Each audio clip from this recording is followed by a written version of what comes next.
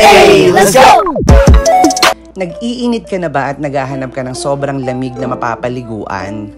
Punta ka na dito sa Rio Nuevo, dito sa Indang, Cavite. Hindi ka talaga tatagal sa sobrang lamig ng spring water nila. Madami ka ding activities na pwedeng gawin dito. Bukod sa marami silang pools na mapapaliguan, connected ito sa natural spring water. Malinis ang tubig dito at talagang na-develop nila to ng gusto at pinaganda nila ito. Sobrang presko dito kasi maraming puno dito kaya hindi ka talaga maiinitan. Parang tamang nature trip swimming ang vibes dito, guys. Bukod sa swimming pools, slides, hanging bridge, cave, meron din silang kayak dito na pwede mong gawin in case maboard ka kapag naliligo ka na. Ito yung rates nila ng entrance fee at cottages. For daytime swimming from 8 a.m. to 5 p.m., ang entrance nila is 200 per head. Kung bata naman ay 150. For night swimming naman, from 6 p.m. to 7 a.m., ang entrance fee nila ay 250 sa adults at 170 naman sa kids. May discount din nga pala dito yung mga senior citizen natin dyan at mga PWD. Tapos kung meron kayong mga kasamang maliliit na bata, libre na yun, guys.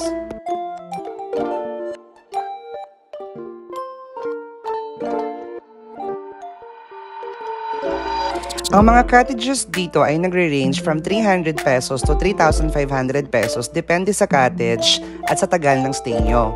So paki-screenshot na lang guys yung pinakita ko kaninang table para meron kayong full details at references.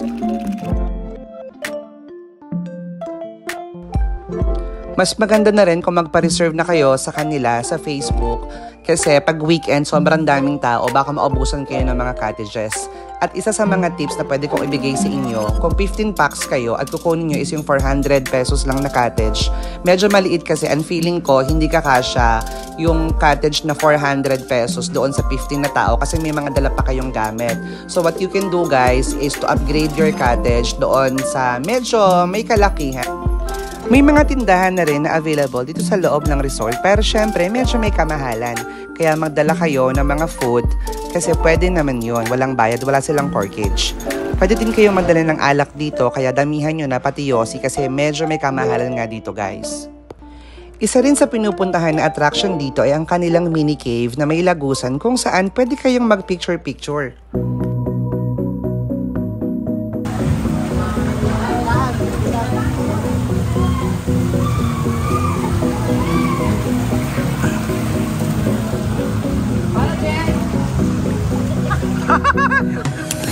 Victoria!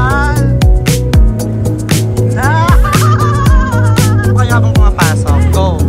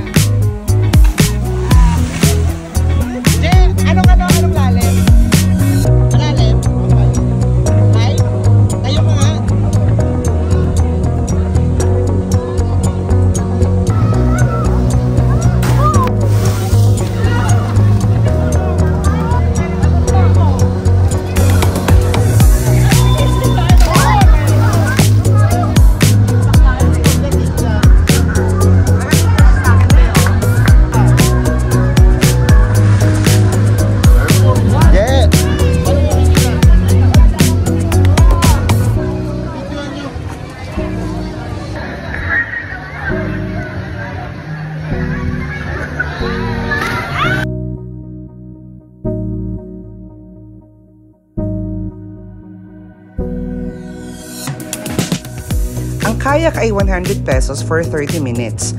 Pwede nyo ring hatiin yung 30 minutes para makasakay yung ibang kasama nyo. Or magbayad na lang kayo each kung gusto nyo ng full 30 minutes sa kayak.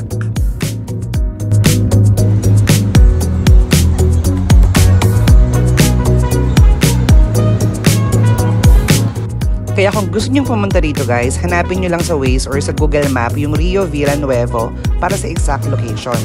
Yun lang. Thank you for watching and don't forget to follow for more travel vlogs. See ya!